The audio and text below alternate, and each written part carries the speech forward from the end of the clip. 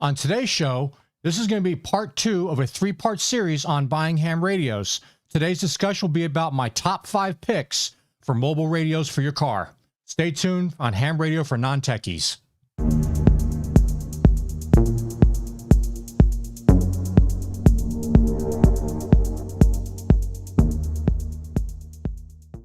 So the discussion about buying a ham radio for your vehicle or going into mobile radio at all, we talked last time, the first episode was about buying an HT radio, just having a little handheld, and maybe that's good for some of you. Maybe you want something a little bit better, or you want something you can bring along in your vehicle that has its own power supply, or that, is powered by your vehicle. And, if you do a lot of driving, this is a great thing to have. So I wanted to go through my top 5 picks for mobile radios for your car. Again, as with anything, and I'm going to talk about, my mantra always is buy as much radio as you can afford and get the best thing. Don't buy junk. Don't take the cheap way out just because you can get it now. If it's a matter of waiting like a week or so, or 2 weeks, or even a month, ham radio is not going anywhere. It's been around for a long, long time. So if you're in a hurry to get a radio, you could make one of those mistakes of buying something in a rush and then having buyer's remorse afterwards. So if I can try to save you from that, I'm going to go through the 5 that I like here, and we'll just go through the discussions. All these radios are going to be found on my kit.co list, which will be links down below in the video. And I just want to show you that real quick. We're going to pop over to my desktop. So on the kit.co, I've got all 5 radios listed here. And I also have optional accessories, or some of the accessories you're going to need, which we're going to discuss that as well. But I try to go through and think of everything I can think of to make sure this was a complete list for you guys. So that'll be all ready to roll for you here, and you can check it out. But for right now, I want to just go through, and we're going to start off with the very first video, or the very first radio, which is the Alinco DR735T. All these radios, except for one, are dual band radios. So they'll all do 2 meter and 440, and some will have extra features, which we'll go over as we go through it. This one here, the Alinco DR735T, I was originally going to get this radio before I got the one that I did, because I really liked a lot of the features in it. I like the nice big screen. I like the, it has, I think, eight different color variations. If you look on the picture here, you see like on the left side, you can make one side of the screen one color and one side another color. And if you're either transmitting or receiving, the colors will change on that too. Not a really big selling point for a radio. You want the radio for its functionality and its reliability. The Alinco DR735T is one of those radios. It's a very good, very reliable radio. The dimensions on it are 5.5 inches by about 1.5 inches by 7.5 inches. It runs a little over 2.8 pounds.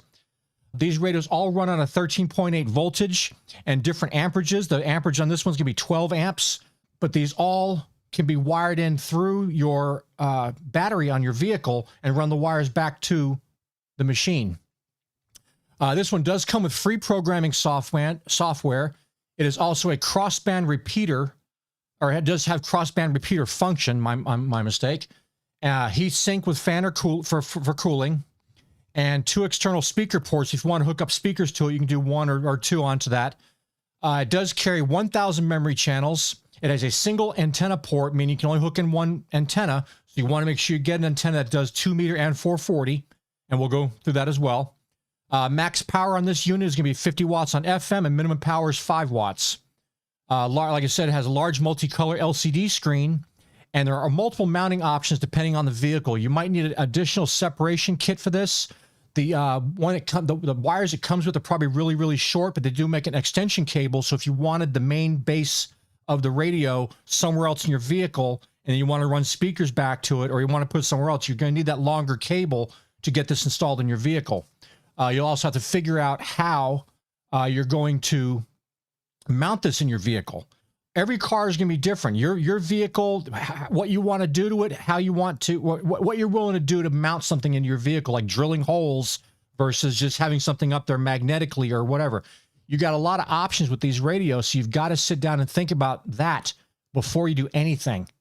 If you're not, if you got a brand new car and you don't want to be drilling holes and putting screws in the side of the console or in the dashboard or something like that, that's something you need to consider.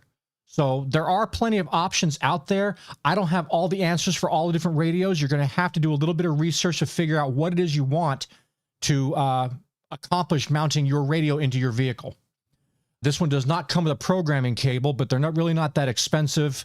You can get the kits, and if you get the links that I have in the kit.com site there, you'll be able to find all the accessories for this radio.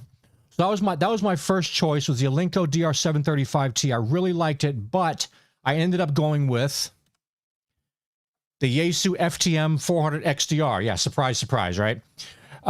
This one is also dual band, but it also comes with APRS capability and wires X. I like the extra features, and for an extra, I think it was extra $150 for this radio as opposed to the Alinco, it seemed to be the better bang for the buck for me. I wanted as much radio as I could get my hands on. And this one, you know, it's a little heftier. It's about $560 at the time of this recording. But, you know, it could go up, it could go down. They run specials on these things all the time, depending on who you're shopping from or who you're shopping with. They'll run coupon specials, or sometimes Yaesu will have like a manufacturer sale, and they'll drop their prices for 30 days or whatever. So you just got to pay attention to that and check it out. The dimensions on the head for this one is 5.5 inches by 2.8 inches by about 3/4 of an inch thick. The chassis itself is 5.5 inches by 1.57 inches and by 5 inches, and the whole thing weighs about 2.5 pounds. Large color touchscreen. This was the big seller for me. I like the large screen on it. I like the fact it's a color screen, and I love the fact that this thing was also a touchscreen.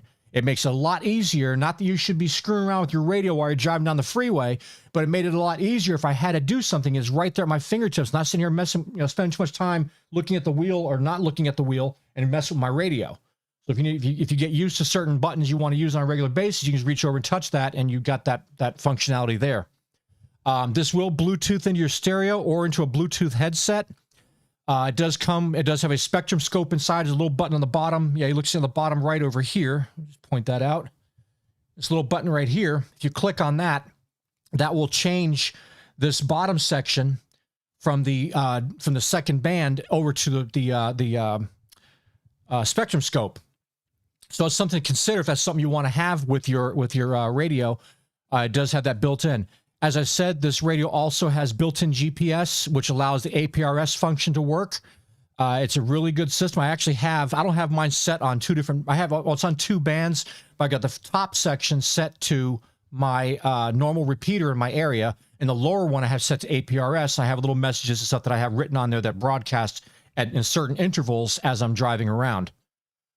This is also capable of doing this, the Yaesu System Fusion and Wires X. If you have a Wires X repeater or node in the area, you can actually go into that and then go into your different rooms through that. This has 500 memories per band on this radio.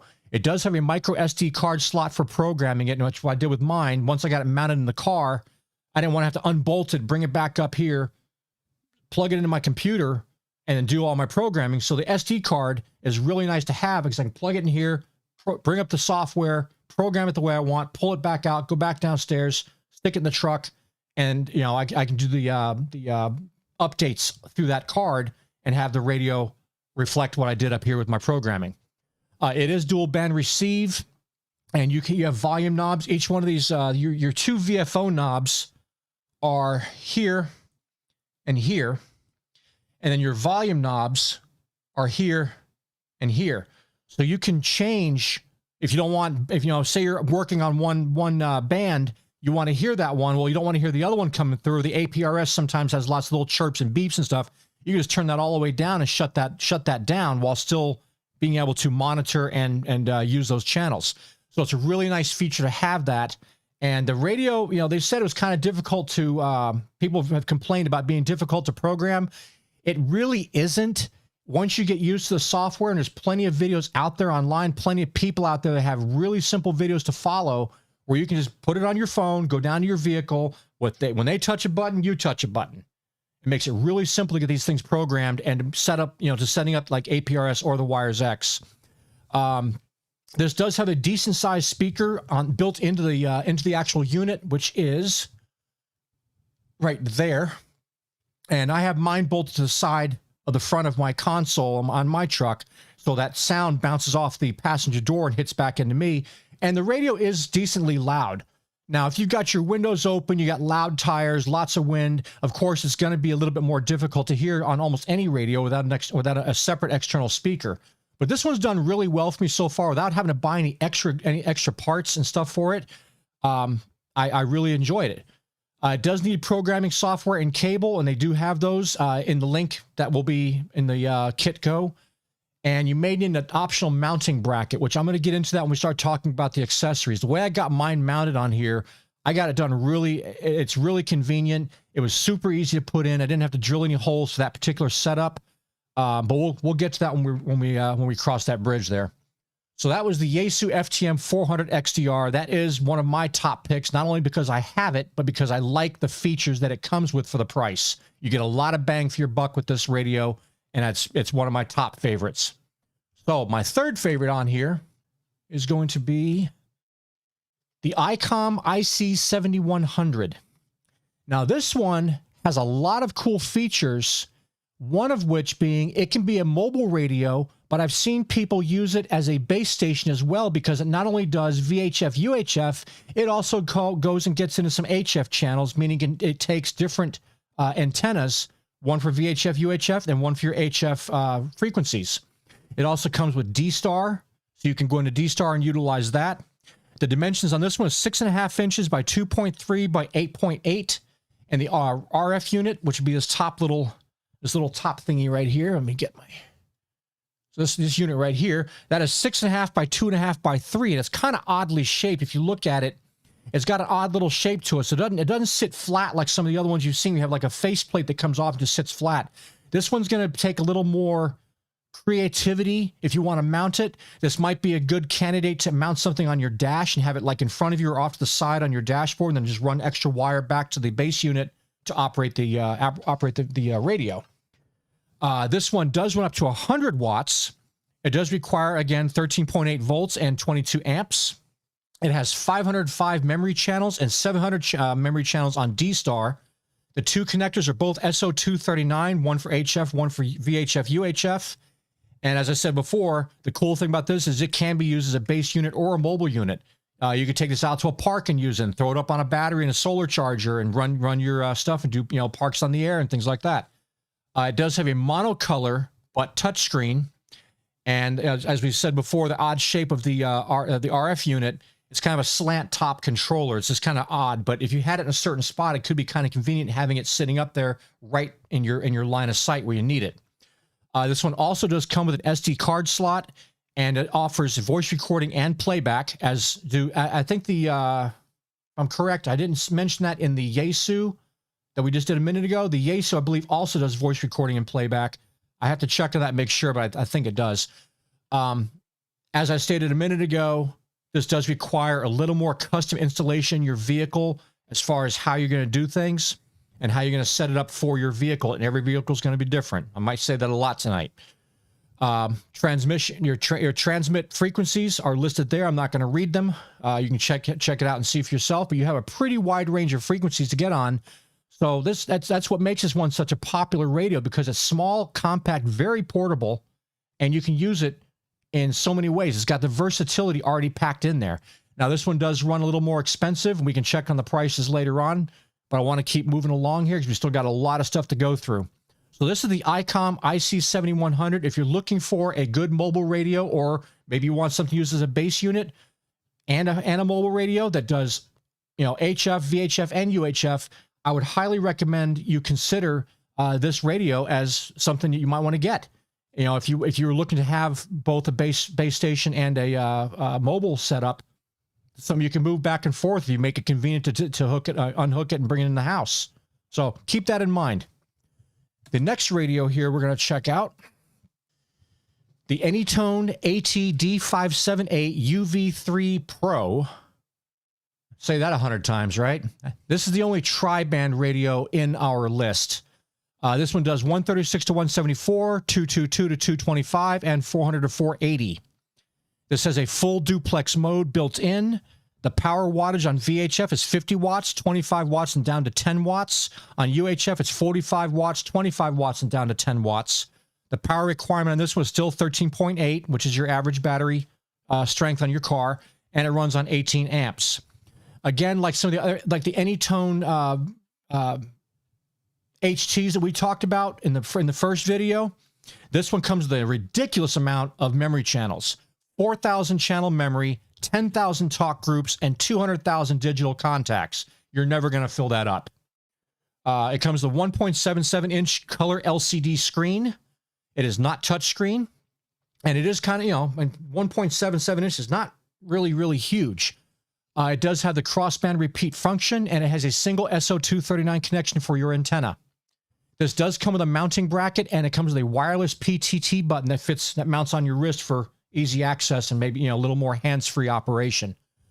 This one, again, comes very highly recommended by a lot of people. When I was doing my research on what people liked in radios, this one kept coming up because of the because of the tri-band feature on it and the fact that these things are loud. So if you're looking for something, if you've got a little hearing impairment, this might be a good one for you. But if you have a hard time with seeing things, again, you should not be focusing on your radio when you're driving in your car. But in case you happen to be sitting somewhere with a smaller screen, might be a little bit more straining on your eyes than, say, the bigger ones like the Alinco or the Yaesu 400. So with that being said, we need to talk about accessories. So what are we going to do with our accessories? Well, every vehicle, as I've said before, is going to present a different mounting option, but most of the time there are things that you're going to need in order to install it if you're a DIY person. Now, I had the option of going down and paying a radio installing company, a couple $100, whatever, to install a radio. But after sitting down and looking at it and just doing my research on it and thinking that, it's not really as scary as it looks, I went out and I mounted my stereo. But there are things you're going to have to think about and things you're going to have to get in order to do that.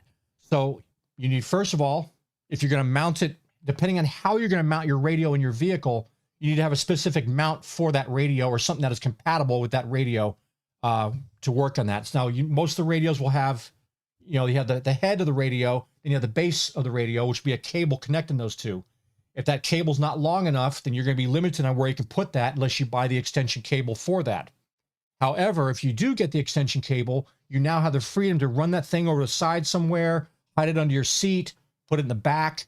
If you got other little compartments, you can stick it in. But that's also now going to negate the built-in speaker, unless you just like listening from way back in your car. So with that being said, you might have to go pick out an external speaker and run those wires back up into where you are so you can actually hear your radio. So you got to really think about this and plan that out before you go and buy a lot of stuff. You want to make sure you got the right kind of radio for the, for the right reasons. It has the right features, and of course, how is it going to fit in your car? Mounting bracket. Next thing is antenna and mounting bracket for the antenna. Antennas, I've got one that I really like. It comes highly recommended. It's one I use on my truck, and I've gotten nothing but positive feedback from this thing. And I've been as far as 52 miles, 52, 53 miles away from the repeater. And people are like, oh yeah, you're still coming in stronger. You have just maybe a little bit of static in the background, but they're really impressed by the amount of clarity in my transmission on the radio. So we'll get into that shortly here. You do have a lot of options for antennas out there, especially for these, but I'm trying to keep these inexpensive. I'm trying to make sure they're going to be reliable and heavy duty in case you hit a tree or something happens. You go under overpass, you want that thing to snap off and break. So the one I picked out, which we'll go through here in a sec, is my choice for that. And you can always get whatever you want, but I'm telling you, if you want to just get something that's going to work and work the first time, mounting bracket. Now you have a couple choices on mounting brackets. You can do the magnetic thing. You pop a magnet on top of your car and stick the antenna in there and run the wire. Or what I did is called a lip mount antenna, which it'll go on either inside of your hood, inside of one of your doors on your vehicle, towards the back on the trunk, or if you have like a hatchback, you can put it on the back there, and it mounts in with a couple nice big screws that will you'll have to scrape off a little bit of paint to get a good ground on it. But these things will hold on tight, and I've had mine on for about a month and a half now. Hasn't budged. So I cranked down on it, got it all nice and tight in there, got everything up the way I want it. It's actually a perfect solution. But if you don't want to go that route, then you are stuck with pretty much the magnetic mount, which it has its ups and its downs, but I just don't like the idea of having a big magnet slapping on top of my paint of my vehicle. And if I got to pull it off for some reason, I happen to slip and I scratch or gouge my paint. I'd rather keep that all as internal and as small of a footprint as possible when trying to mount the antennas. The next things, of course, are going to be obvious things you're going to need to install a radio. It's going to be wire connectors, wire strippers, and crimpers. A possible fuse box. I did put a fuse box on mine. Most of the radios that you're going to get are going to come with lead wires with fuses for you to plug into your battery and run back into your vehicle. I wanted a little bit extra protection. Not that it was needed, but it also wasn't that expensive. I think the fuse box I have is like $14. But I mounted the fuse box inside the vehicle, ran the wires from the battery, which has the 2 fuses built into that, ran those through the firewall into the fuse box, and I have the other wires coming out of the actual radio into that fuse box as well, and everything stays powered. Funny story about that is that when I was installing that fuse box, apparently I arced something, and I actually blew the 20 amp fuse that I had set up for this particular installation. And I turned the radio on. I got everything all set up in the vehicle, got it all ready to go. I'm all happy. I turned the car on, fired up the radio, and nothing happened.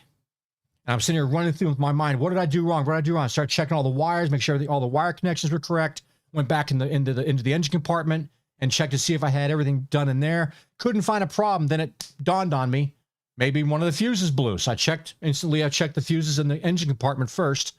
And then I went back in and checked my fuse box, and sure enough, the little 20 amp fuse down there had a little tiny crack in it where it had blown and protected me when I accidentally arced my 2 wires together because I was an idiot. So keep that in mind. It's something good to have, and they're not expensive. It does not going to take a whole lot of time out of your day to install one into your car. We'll get to that here in just a second. The last 2 things are going to be zip ties and heat shrink. Guys, you're going to have all these wires running in from the inside, from the outside of your engine compartment into the cabin of your vehicle. You're going to have wires everywhere. You don't want that stuff getting stuck in your pedals, getting stuck in other people's way, getting stepped on, broken, pulled, anything like that. Zip ties are going to help that out. And if you're doing any kind of electrical connections with the connectors and stuff, little heat shrink wrap would be a good thing to have on there. So again, things for you to consider. How do you feel about screwing things into your car's body, doors, hood, interior, so on and so forth? You need to think about this because it will determine how you mount your radio and how you run your antenna. You want to deal with a magnetic mount or better, more permanent solution. So let's go back now and take a look at the actual list here. So we have the 5 radios that we discussed. Now the mount that I bought, and this one's made, this company makes mounts for a lot of the Yaesu radios. They might have some for some of the other radios here. You'll just have to go and check it out. But for this radio, for the FTM-400XDR, I went over to Lido mounts, and this thing, guys, this thing is absolutely heavy duty. It is a killer little mount. All you do is you unscrew one bolt from your seat, maybe on the passenger side, the front seat on the passenger side, and slide this into where the bolt goes and bolt it back down and crank down on it and get it nice and tight. Then you have this 22 inches of flexible flex pipe that you can move around and position that radio exactly where you want it in front of you. So it's out of the way of your stick shift or out of the way of your shifter, out of the way of other people getting in the vehicle, but it gives you a perfect place to put your radio head, and it has a little built-in accessory to hang your microphone on. So it's a really, really cool little system. So that's one I would suggest. And I believe this one, if I was correct on this one, I think it was about $29-30. Yeah, $29.95 for this. So from Lido mounts. And like I said, you can go over here on the left side of their screen and you can look at the other mounts that they carry for the different radios. But yeah, $29.95, not a big investment. I really like mine. It's very, very strong. It has held up my radio just fine. No sag, no loosening, no nothing, no problems. That to me was a good purchase. So hats off to Lido mounts for doing that. Down here is the blade fuse box I was telling you about. And this is the one that I purchased. Real simple to set up. It comes with fuses, comes with little labels. You can label which fuse goes to what thing if you're going to be hooking up multiple things in your vehicle. Great thing to have. It's about $14-15. So consider that. It's not necessary, but it's like added insurance when you're installing your radio. The next thing we're going to discuss here is going to be the antenna and the antenna mount. Now, the one that I went with is a Diamond NR770HA. This one is in stainless steel. I was attempting to get the one that was in black, so it kind of go with the motif of my vehicle, but they sent me the chrome one instead. This one does 2 meter and 70 centimeter antennas for your mobile radio, 3 decibels of gain at 2 meters and 5.5 decibels of gain on 70 centimeter. Maximum power for this one is 200 watts with an impedance of 50 ohms. I've been impressed with a lot of the different antennas that are out there. I like set it and forget it kind of things. I don't want to sit there and mess around. I know in ham radio, part of the fun is messing with this and messing with that, but I'm just new to this right now. And I want to get things that work so I can then go off and try to find ways to screw them up, right? This one here, this antenna, I think it runs, it wasn't that expensive, I don't think. Hamradio.com is where I got that from. So it's $48.95 for the antenna. And it is 40 inches tall. Keep that in mind, because that's going to determine how and where you mount it on your vehicle. I was originally going to mount this on my 4Runner on the back, on the hatchback for the back of my 4Runner. What I ended up doing, because I was doing the measurements, I think it comes with the mount comes with a 13-foot cable to run back to your radio. What I wanted to make sure of was that I had plenty of room. So what I ended up doing, I tried it on the back of the car. When I did the measurements for the cable, it was just come up a little bit short and just be too much tension the way I wanted to run and route the wires. So I ended up actually putting it on the front passenger door, just a little bit far down, and have it bolt and clamped up inside there. Ran the cable down the inside of the door through the firewall where the door closes, where the hinges are, and ran that around the back of my dash into the radio itself. It works great. This one also, they don't have the picture is gonna be really lousy, but this one also, you can actually pick it up if you're like, say you're parking, you're going to a parking garage, you can lift out the antenna. It's got a tension spring on it. You can bend it over and lock it in place so it stays over in a 90-degree bend to allow you to get into more compact places if you have a problem with that. But this is a really, really good antenna that's going to give you good solid signal. If you're near a repeater, you're going to thank me later for having this antenna. The Diamond antennas have so far really impressed me. I've actually got one for my base unit, which I'm still waiting for my base unit to come back from HRO for repair. But I just bought a Diamond antenna for that, which I'm going to try on 2 meter and 70 centimeter, and I think it's going to be pretty slick. So, well, more on that later. Let's go back to our list here. The next one's going to be the Diamond Heavy Duty mount. Now, this is if you're going to be doing the lip mount. I did not find any. I didn't look for any magnetic mounts for these radios. I really think if you're going to do this, take the time and get a decent lip mount. Installing it was relatively simple. It's omnidirectional, so it has lots of different directions you can take it, so you can mount it in a certain angle and just move it to where your antenna is pointing straight up when you're done with your installation. Very simple to hook up. It does come with like a little tiny bar plate that's supposed to help or enhance the grounding for this on your vehicle. But what I found is what I did, I took a drill bit, I took like a little bit wide drill bit. It's a little bit wider than the actual hex screws that it comes with. And I just kind of I made little marks where they were going to be on the mount. And I just kind of made little marks through the paint. So I got to bare metal on just 2 little tiny spots. Then I mounted the lip mount onto that and ran the screws down. So I had good contact between the screws and the actual body of the, or the actual door of the vehicle, which is also connected to the body of the truck. This was this was a very good purchase for me. It is extremely heavy duty. I've already gone through, even with the way it's mounted as low as I've got it, I've still hit trees every once in a while, and this thing doesn't miss a beat. I've had no problem with it. And when you feel the thing, I wish I had an extra one here to show you. It's a massive beast of a piece of machinery. Very well constructed. I'm expecting years and years of use out of this before I have any kind of an issue to begin with. This does have a 13, I believe. Let's go ahead and check the link here. And the link on this, 13.5 foot of RG316 with a PL259 connector. So this will connect to this will connect to any of the mobile radios I showed you. And the mount for this will use that antenna that we use, and probably pretty universal for most 2 meter, 77 meter antennas. The 13.5-foot cable, like I said, you're going to have to really measure that out.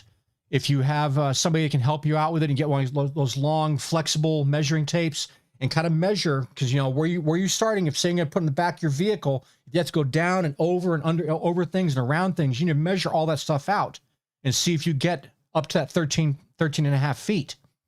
Because if you do, and there's a lot of tension there, it can cause problems, or shifting could cause it to maybe, you know, pull out of your radio or have another problem.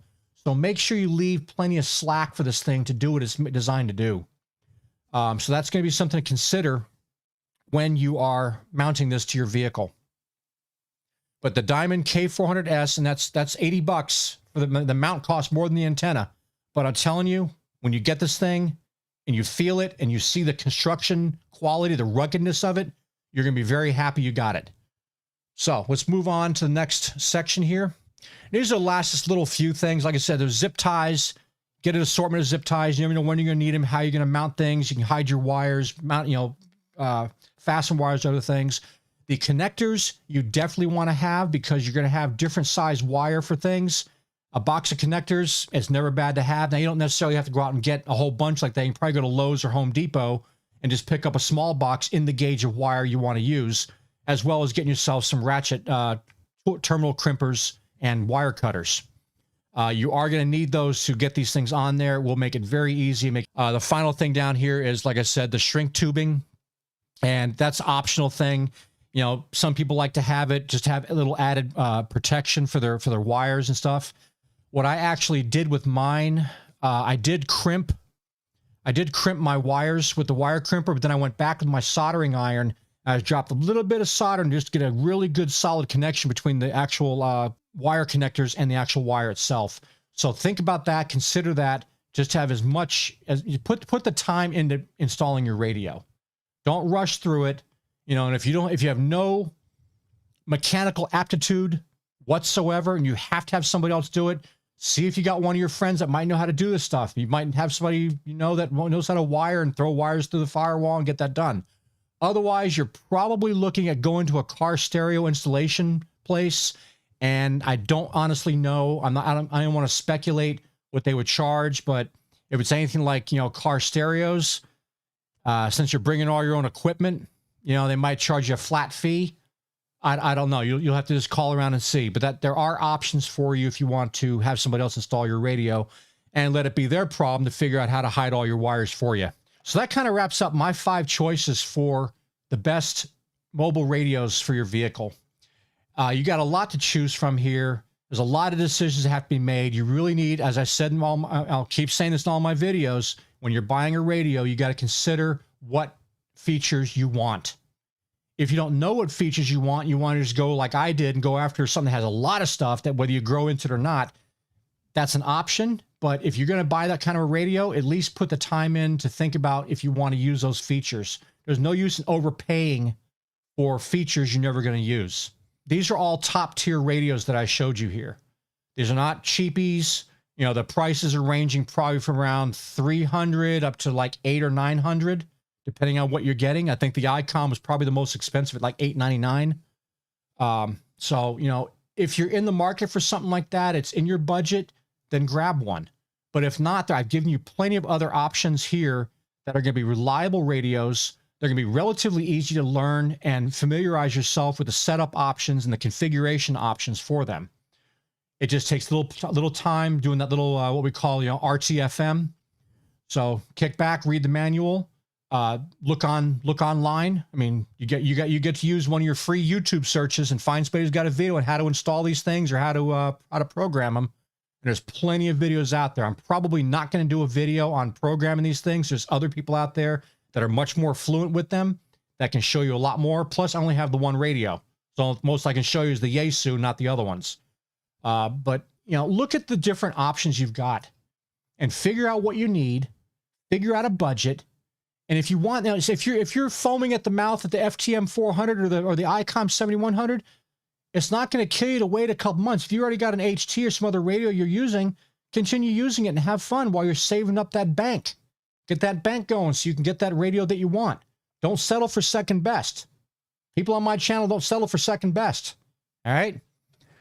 So with that, guys, if you liked this video and thought it was informative, please give me a thumbs up.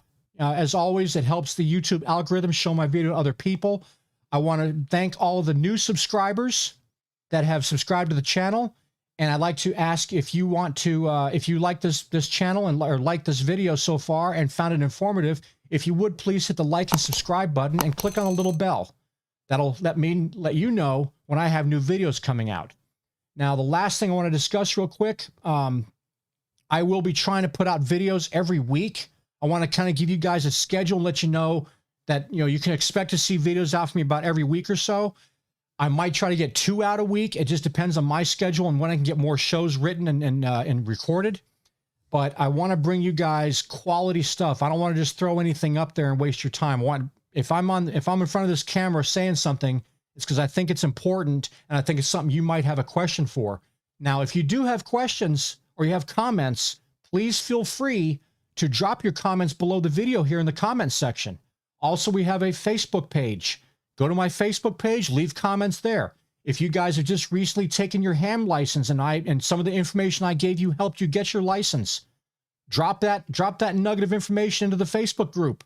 Let us congratulate you for it. You know, it's a good win. We want to support everybody in the community here. I want to make sure that if you're a viewer of my channel and a subscriber of my channel, that you're getting my attention on this stuff and you're getting my full support. I want you guys to succeed. I want you guys to make the best decisions you can. And if I can keep you from falling into the pitfalls that I had fallen into prior, that's my job here. I want to try to find the things that will help make your life easier so you don't have to go through all the research and stuff. Of course, you're free to go through the research and put yourself through all that stress and rigmarole. But, you know, if I can just kind of hand it to you on a silver platter and say, here, just choose your weapon, I think that might be a little bit better for you. Anyway, guys, do your research, find out what you like, get out there, get those radios installed, get on the air, and to everybody here, 73s.